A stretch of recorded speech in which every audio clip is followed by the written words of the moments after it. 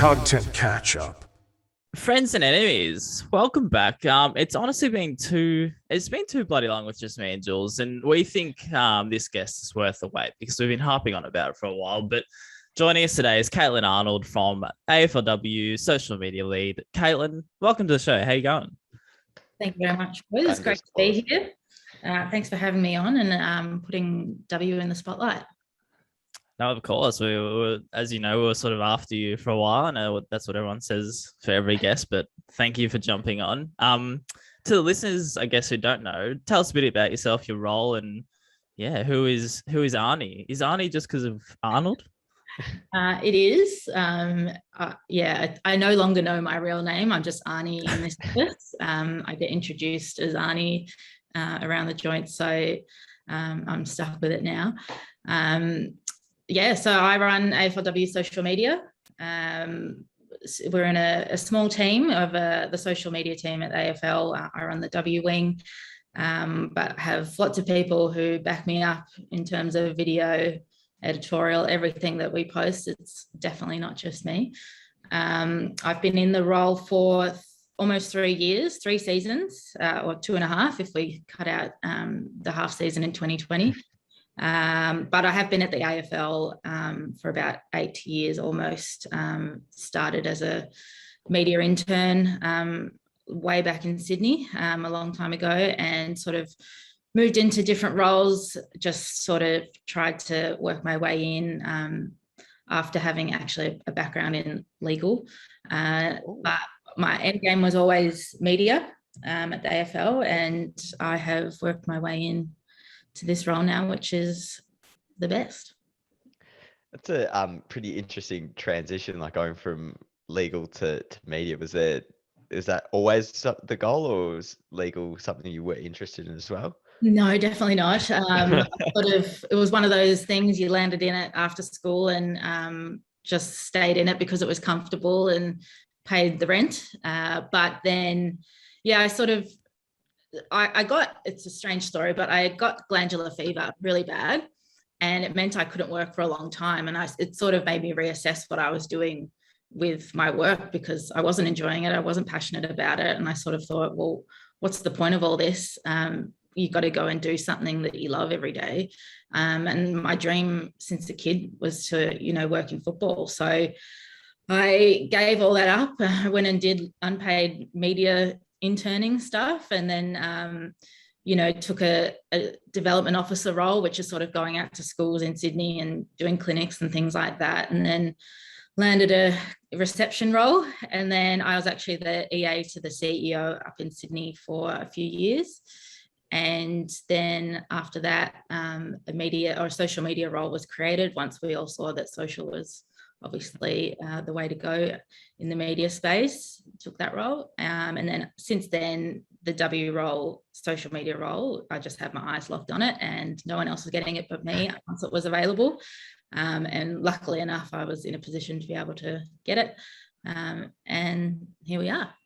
That is a real journey. That's it's insane. You've really touched on like pretty much every department within the AFL, just about. It's a good way to learn, though. You get to know lots of people and know the business back to front. Yeah. Absolutely. And especially when you do work in social media, like having a knowledge of how the other areas work and like how they communicate with each other, how you can promote them, that's definitely beneficial. But you touched on something then, like as a kid, you always wanted to work in the media. I've got it here in my notes that you once wrote a letter to Carlton Football Club in 2017 about what the beginning of AFLW meant to you. Now, what does women's football, like, tell us about that letter, number one, but what does women's football and being able to work in it mean to you? Yeah, it kind of sounds dramatic, but it means everything. I think I'm not the only person who would feel that way, to have women's football as something that we can now watch and work in and be a part of. I wrote that letter because it was just on my mind, and I had to sort of put it down on paper because in the lead up to that first game, I was getting quite emotional, but in a strange way, it was mixed emotions. It was, this is the best, but why couldn't this be in time for me to have played? And I'm young compared to a lot of people who have been striving for women's football for a long time. And I wrote, I think it opens up that letter as like, I feel like I've been writing this for 20 years. There's people who would have been writing that in their head for, 40, 50 Absolutely. years. I think for me, it was so close yet so far, because, there are people my age playing now, people, Cora Staunton's 40. I've still got plenty of time if we can get that. But because in the letter it says I wasn't allowed to play football, it wasn't something mum was allowing me to do at that point in time. I was swiftly taken off to netball, which I loved, but I didn't play for this whole time. And once it did come about, some of the girls, they had played for some time, and they were able to make that transition in and start and be the first trailblazers in the game. But I just missed it by that little mark. So yeah, it was an emotional time. And I found that every time the season rolled around, I'd get a bit, this is so great, but so annoying, because I just wanted to play so bad. So having said all that, it's wonderful, and I'm probably as close to the action as possible. I'm still in the rooms before the game, in there with the girls singing the song afterwards, capturing all that stuff. I'm there on grand final day, and and a lot of the girls bring me in as part of what they're doing. So I'm probably as close as I could be without actually having to go out and get tackled, which is probably a good and not doing an ACL like Barks did either. No injuries. Oh, let's not bring that up. Any dads. It's really cool though. Like it's quite powerful, because there is that, like, I can hear that sense of like frustration, like why did it take so long? But you are a Carlton supporter, aren't you? I am. Which I try and I'm as neutral as they come, hopefully. I do have 4 memberships though, so I actually have my Suns bottle there. Suns, Giants, Sydney Swans now that we can, and of course the Baggers, who I am a lifelong supporter of. So that's real dedication. So you wrote a letter to every club then? But the feelings were there. Yeah. I want to quickly touch on that opening night, because I think the letter touched on you were there for the first ever game. What was that like? Like, I think that's going to be something a lot of people remember for ages, but what was that like for you? It was, I was crying before the first bounce. When Carlton ran out, I was actually there by myself at the start, because my friends hadn't made it, and luckily they just got in before lockdown. So I was one of the first few through the door, and I remember Carlton coming out just for the warm-up, and the crowd was pretty large at that point, and everyone just went up and was cheering, and I just got goosebumps and bawled my eyes out just at that point, let alone, when the bounce happened. And it was the only word I ever remember or use for that night was just joyful. Like, the whole place was just like pumping with joy. Everyone was there because they were seeing something that they knew was historic, but for a lot of people in that stadium, this is something they dreamed of their whole life. So you could see everyone was crying, but the smiles on faces, it was the most wonderful night, and luckily Carlton got the win. So that just topped it all off. Yeah, that's so good. I often wish that, like, I worked at Carlton selfishly back when that started. That's really cool. Jumping onto, I guess, the content in your world, you mentioned it before about, like, I feel like from, I guess, I'm closer than some people, but from an external perspective, the AFLW content seemed to have this very impressive, like, variety of almost access or like relationship with players, because I feel like we've seen players be their most wildly silly selves in front of you, but then they open up to their most complete opposite and vulnerable selves in front of you. Is that something that I guess you've put a focus on, or your team as, to actually, build those personal relationships with the players? Like you mentioned before, that the girls bring you in and you sing the song with them, etc. I think it's not something that we specifically go out to capture. I think it's just something we know we're going to get, because that's just the way these players are. They are silly and they're so funny, some of them. And they just give us such a well-rounded set of content. They'll dance, they'll prank each other, but then they'll give us the really vulnerable side of things in our series, Unfiltered, as you know. I always think about it in just that they are what women are. We're all these things. And I think it's really important that we bring this out to the audience to show, that they're so smart. They are so smart. Every time I speak to them, I'm blown away. Their football knowledge, the way they see the game, of course. They also understand what our content team need to be able to sell the game, which I think is probably a bit of a difference.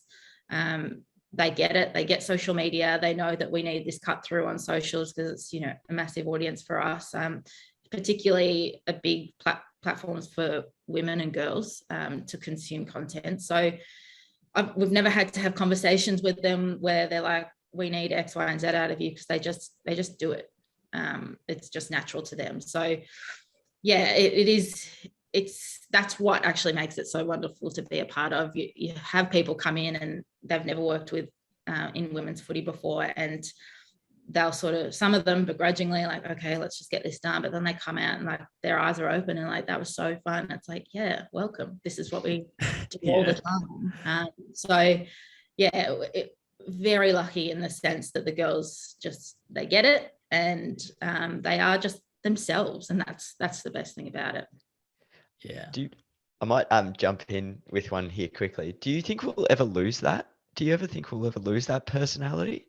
Yeah, with fingers crossed. Every year, with fingers crossed that we don't lose that, because there is sort of a sense that maybe one day we will. Clubs perhaps might media train them, a bit more and more. But I think clubs are understanding of the same sort of way. It makes us unique.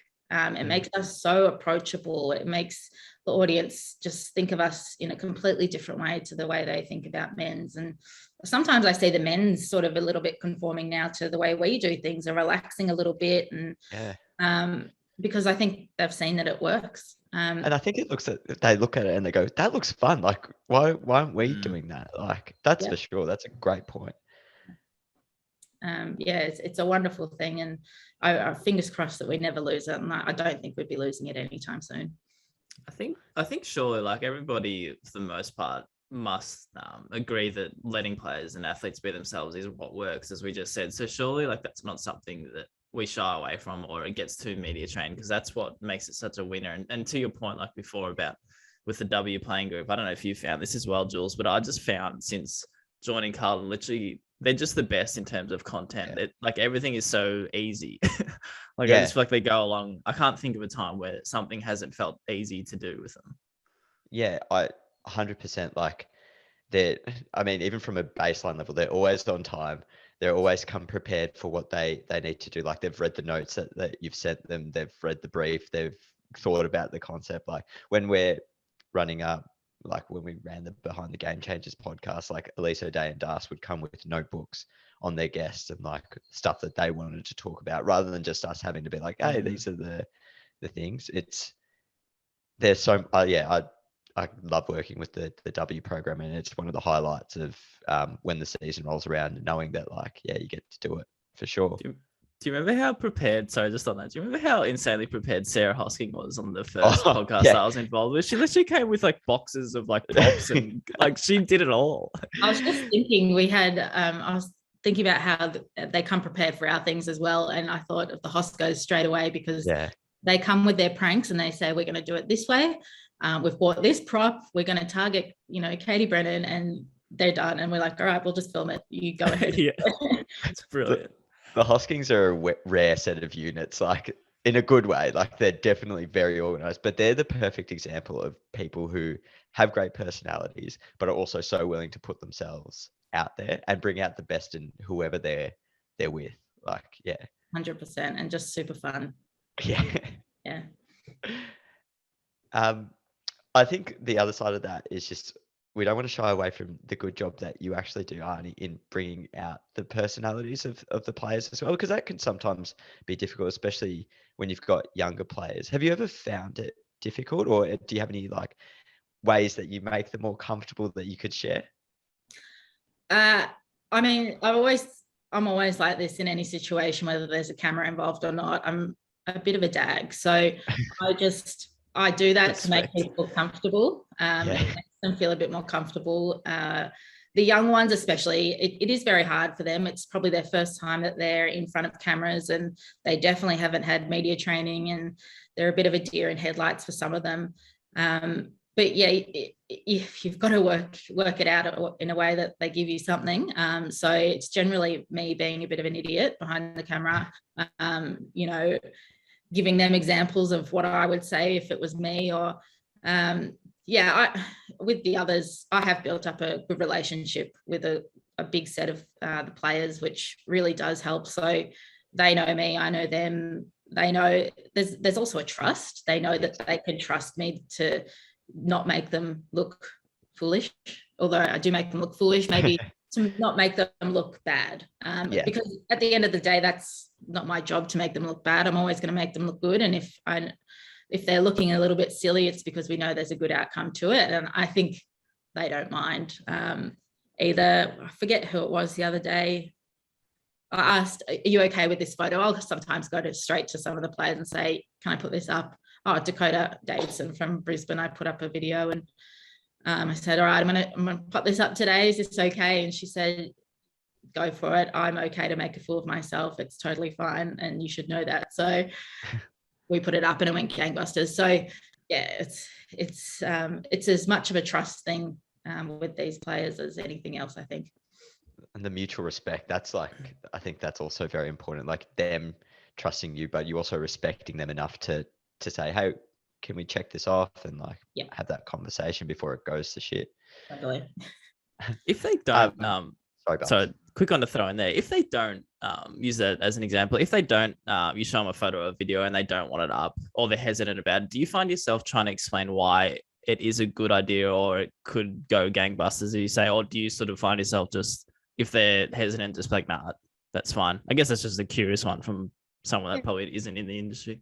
It probably depends on what it is. You know, if it's just a photo, and I know, you know, it's an odd thing to say, but as women, you know, we don't love photos of ourselves out there that are horrible, but, you know, our players mostly know that that's okay. You know, we are an example to young girls as well, that we're not here to look pretty, we're here to play footy. So they get that. So they're not too bad in that regard at all.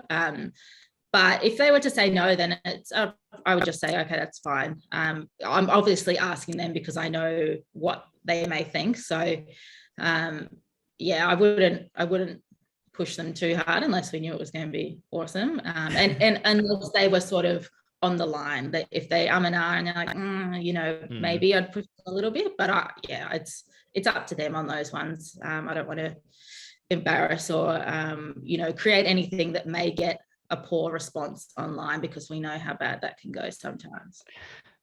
This is the perfect segue into the next section, because I think you've actually lied to us about your official title at the AFLW, or the AFL rather, because according to your Twitter bio, you are the chief troll stomper of the AFLW. Yes. There's plenty of them there, isn't there? And Barks and I are always in awe of how you deal with them, because rather than just do the standard kind of like delete and forget about them or hide their comment, you actually call them out, which I think is really important. Where did that kind of approach come from? It came probably from my frustrations as a fan and as a woman. It's there are plenty of delete blocks reports that happen across a day that we don't engage with at all. They're just gone. We probably see less of those because I get them before everyone sees them. Sometimes I would even leave them to the masses. If someone says something idiotic, I'm like, I could get rid of that, but I know our community will come and get them and tell them what's what. So sometimes I leave the ones that aren't too hairy but deserve a bit of backlash from the community. But the ones that you're referring to that I will go back to, they're very calculated. They have to be a certain kind of comment or a certain kind of person who's commenting that I would never engage in a back and forth with someone, and you can sort of tell whether or not they'll come back and, you know, be outraged or whatever. So there's a lot of calculation into what it is, and it depends on what comeback I've got up my sleeve. If I don't have anything that's cutting or funny, or, you know, mostly they're factual, which is why I would be able to do them, I'll just leave it. I mean, last night I had someone and I wrote the response, but then I had to think, don't do it, just put it away. You'll engage them in a way that we don't want. So I just, you know, blocked and deleted. So it's a frustration from my point, because I would go back at every single one of them if I could, but we don't have a million hours in a day. So yeah, it's also, why should they get away with it sometimes? It's complete rudeness. And I know sometimes people are of the thought, don't engage with them because that's what they want. They want the attention. And there's plenty of those who are there. So those people I don't generally go to. It's the ones who, you know, not there, they're just there to be negative, and you can decipher who's who.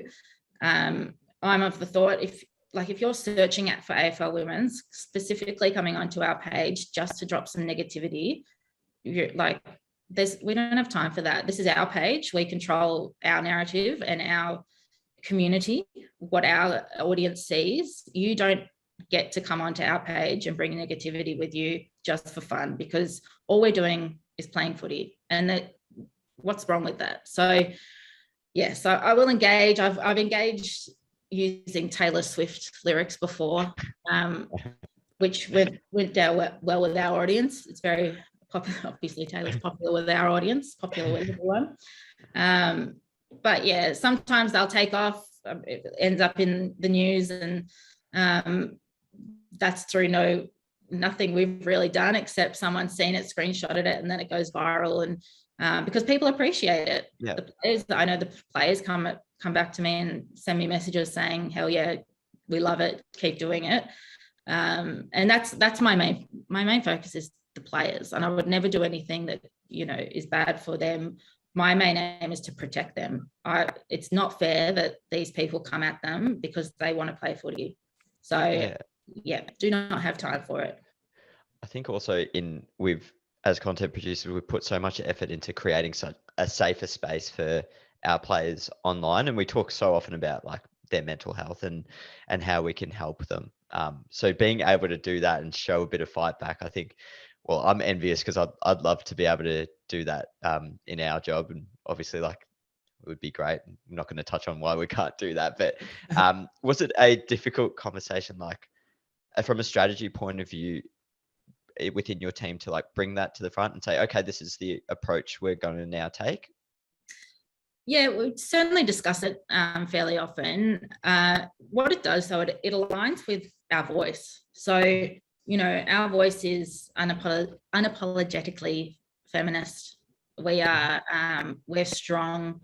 We stand up for ourselves, as all, you know, women should, and we want our audience to see that. So it does align with us. As I said, there's lines that I would never cross, and there's people I would never engage with, and that's probably where we draw the line. However, it is in line with the way we sort of do things. We're sassy, so, you know, it's okay to get done, and the team understand it. At the AFL channels also have been going back to a few of them. So yeah, it is purely to stand up for ourselves, and we shouldn't have to take some of the stuff that we get. So it's not poorly received at our end at all. That's awesome to have that support. I think, like, like I keep saying, very envious of it all.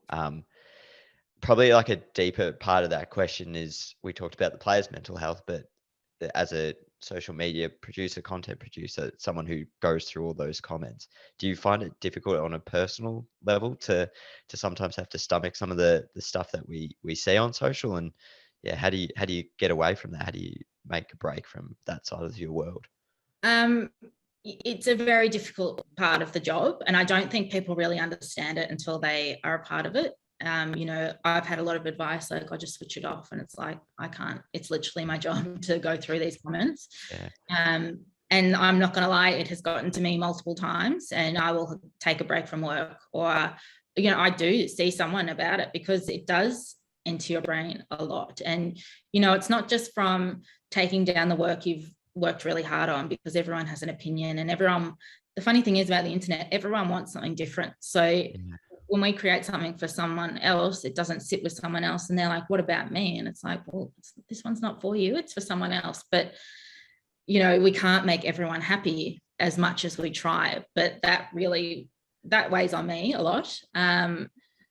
But yeah, it's, for me and for what we do, it is the fact, it hits me because I am a woman, and these people who come on to troll us are coming at us because we are women, and we are diverse, we are all these things that they're afraid of. And that cuts to me personally, because I am these people. I'm not playing footy, but I'm a woman, and these people are not treating women with respect. They're just tearing us down and wanting to see us fail. So not only do I get upset because I would like to, as I said, I'm protecting these players from, you know, what's out there. I get upset because I'm a woman, and it makes me feel not great that there are people in society who want to see me fail. So yeah, it does definitely get to me in multiple ways. But I mean, I'm supported completely by my company. They will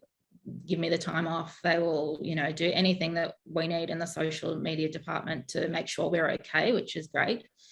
But yeah, it definitely has its days, but it definitely has its great days as well, of course.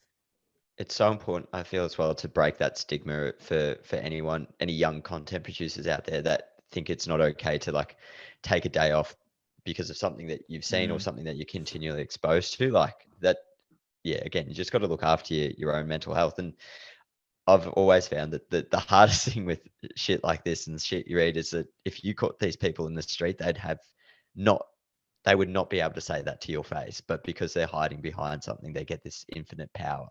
Absolutely. And I mean, there was one particular person who came on, said we were rubbish, and I went back to them just with some facts, purely facts, maybe a little bit sarcastic, and that blew up, and it went viral. And that person did not take that information or the fact that they went viral very well, because they just expected that, you know, it went out into the internet and that was it, and that there would be no consequences for their actions. So yeah, if that had been in real life, would they have said it? Absolutely not. But they thought there were no consequences. Unfortunately, they got some consequences and then couldn't deal with those consequences. But, you know, it's a sordid world out there on the internet. Can be a really horrible place to be. So yeah, it's just be friendly to everyone. It's not hard. So easy. It's not hard. If you don't like AFLW, you don't have to watch it. The old stop shoving it down our throats line. Like, we got it the other day, and I was like, you're on our page. Yeah. What are you doing? You're on it. I can never get, just talking about this, I just can never get over how shit human beings are. Like, it blows my mind that this is our species. Like, we are the same as these people. But I don't know. I also applaud the way you go about it. And I think it must be such a hard thing to, even in life in general, of separating like whether you should call out these people and stand up for what you believe in and like what your brand or company believes in, or the other side of it is to ignore it because they don't deserve that attention. So I think by calling it out and doing what you guys do currently, that is more powerful than ignoring it. So that's why I've always appreciated and applauded the way, I guess, you guys deal with it. It's kind of like I would go by this in my own life. Like, you can't be a bad human and just expect to get away with it, kind of thing. So exactly, if no one says something, then they don't learn. And to be honest, we say something and they still probably don't learn, but, you know, at least we've tried. Otherwise, they just keep going on the way they are. And at the very least, like a 10-year-old girl sees that standing up for those kind of things, like, how powerful is that? That one person might see a comment like that, and that's worthwhile, I think, to me. That's probably the main aim, to be honest. So yeah, that's, so long as if that teaches kids to stand up for themselves, then that's amazing. Exactly right. Sorry, Jules, you had something? No, I was just going to say, I hope that's the last heavy bit. I hope we can have some fun now with the rest of the chat. The next bit of this, I guess the future of the comp and AFLW specifically, actually first part of this is your sort of for AFLW in the middle of the off season. What does that look like typically for you? Like, do you manage to switch off, or is it just this current season is not a good example because it's no switching off? But what does the off season typically look like for you? Like, do you find yourself you can take some time away from it? I took time off. I took 3 weeks straight away. That was longer than I had planned. I came back a couple of days after grand final just to sort of wrap that up, but then took time off and was supposed to come back, on a Monday. And then I came back and I thought, no, I'm still a bit tired. And then I took another week and then I took another week. So I did get some time off, and I find it really hard to let go of my channels and hand them over to someone else. So that was really difficult. But this is my first week back this week or last week. And I felt more prepared and more ready to get back into it because, as you said, we don't have much time now. So a general off season for us is a lot of planning. We've gone through the assessment of what did and didn't work last season for us on channels, on the website, everywhere. And now it is a different one this year because we have to turn this around pretty quickly. Usually we would have some time to go through. We have a content shoot with every club in the pre-season, and we go in with 100 questions or 100 concepts, and we do all the shoots and ask them to do silly things and ask them questions about their life. But whether or not we'll have time for that this year, I'm not too sure. So we're waiting as much as anyone else to see how this next season is going to roll out. But by the sounds, we're off in August, and we're planning for that too. So we'll have to probably adapt a few things this year, particularly in content, because we just won't have the time. But we adapt as we always do, as the players do, and we'll get it done. So planning, and yeah, we're almost at pre-season already. So soon. Crazy. Yeah, it's so nice to think that pre-season is about to roll around.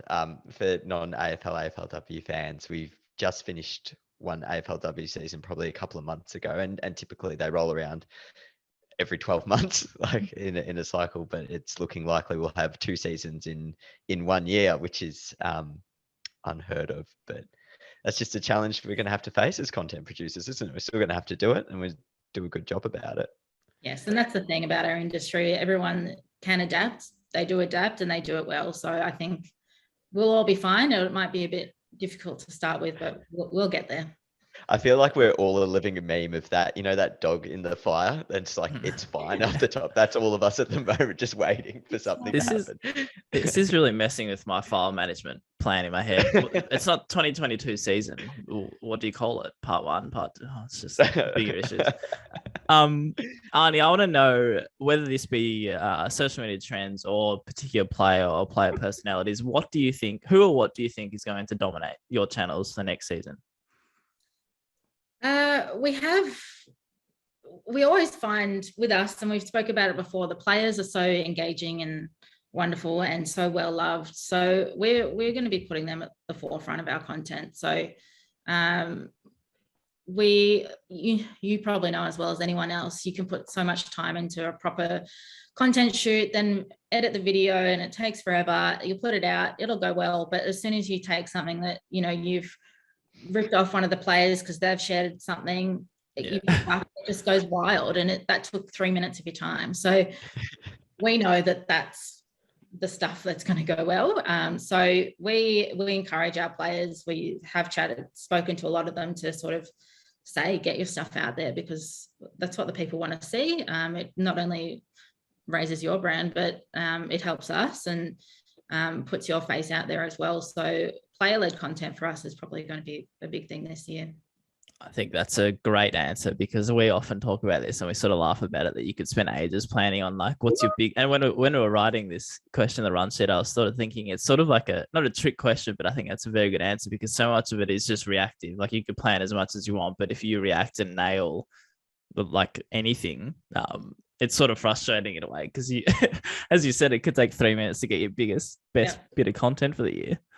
Well, I did a Mother's Day video just a couple of weeks ago, and it took me half an hour max to sort of get all the photos from their Instagrams and find all the video footage that I have of the players with their children. It's in the top 10 videos of all time on AFL channels all of a sudden on Facebook, and it took no time, and it wasn't even all my content. So it's sort of that, also the handheld grainy footage goes nuts for some reason. Yeah. You put everything into it, but I think it's an authenticity that the people love. I think it's also become even more that way with like TikTok coming. TikTok hasn't become so big. TikTok is now the biggest thing, right? Like that ability to just see quick stuff really in an easy feed. Like the quicker we can get stuff out, which means sacrificing the big production, but the more people are going to watch and consume. So I think we'll be chucking out all your video cameras at yeah. Park. I was going to say, sorry to our mutual friend Jonathan Strangio. He's out of a gig. Just use phones. The man can't cut a 9:16 video anyway, so it doesn't matter. No comment, Jonathan. Right. I wanted to have a topic about Sarge. He seems to get into every episode for us, but we love the player focused content. I think that's just wrapping that up. That'll be a real fun thing to keep watching this year. I might steal this last part of the question off you, Barks, but what keeps you so motivated, and what drives you to keep pushing yourself in this industry, Arnie? Like it is a demanding one. How do you keep finding the motivation to keep going, keep getting new ideas and really challenge yourself?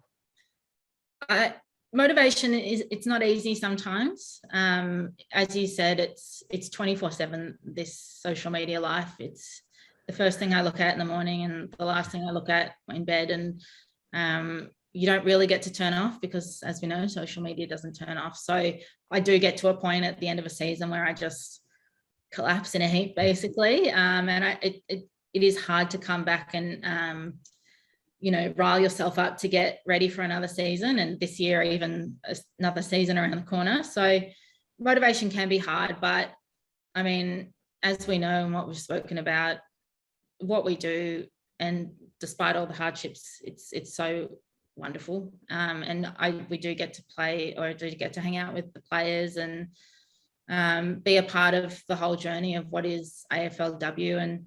And I don't think she'll mind me saying, but I had a particularly bad week once with trolls, and I wrote something on Twitter about it, and I got a few players texting me just being like, keep your head up, we know it's hard. And one player in particular, Phoebe McWilliams, currently at Geelong, she texted me and sort of said, keep your head up. And she ended it with, don't forget we're changing the world. And honestly, that has stuck with me so hard, to the point where it's, written on a wall above my desk. And it seems really dramatic and large, but really we are in our way, where we're changing the way women are viewed in our society. We're strong, we're athletic, we're aggressive, but we're, through content, we're vulnerable, we're silly, we're funny, we're smart. And, it seems like something that it probably wouldn't be such a big deal, but it really is. And what drives me through that is also the little kids. And I get to see the little kids all the time in my job at games, and they're screaming wildly for these women who are their heroes. And that's something I never really had. And not just the little girls, but the little boys as well. Like, these are kids who are growing up and they're never going to know any different. And they're going to live in this world where it is equal. And women have as many opportunities as men do, and it's just going to be normal for them. And when they grow up, it's just going to be great. So that's what drives me, even when it gets hard. That's that's the main bit I have to bring myself back to, is that we're doing good. It's not just footy, it's bigger than that.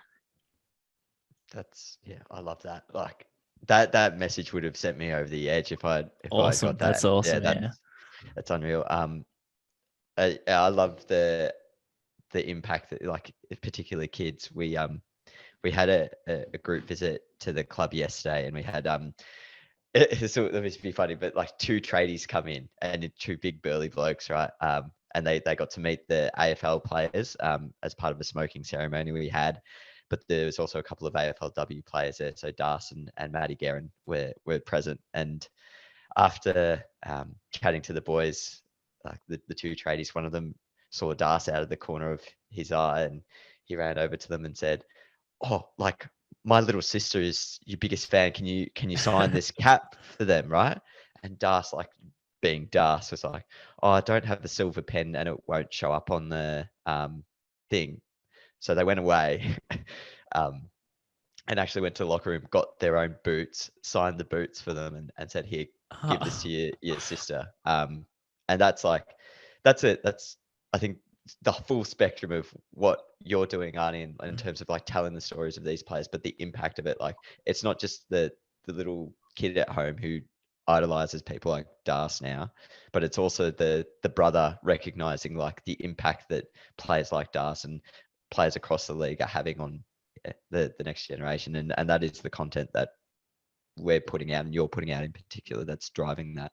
And even on the other spectrum, the older generation, when I see like older men and get involved, because they love it, they turn up off their own accord and they'll cheer. And when we had that MCG game a couple of weeks ago, the first ever MCG game for us, I was down on the sidelines in front of the MCC, and there was this older lady just in awe, in absolute, she couldn't believe what she was seeing. She was on the brink of tears, and it was just, those are the people that I spoke about earlier who were fighting and never thought they'd see the day. And here we are playing on the MCG, and she was overcome, and I cried, and I'm just sitting there crying, but so all the tears. I cry a lot in this.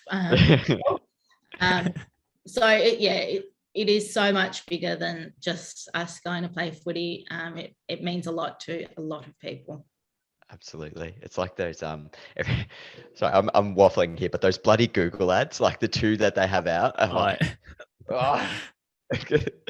Last night I watched that again, and it set me off as well.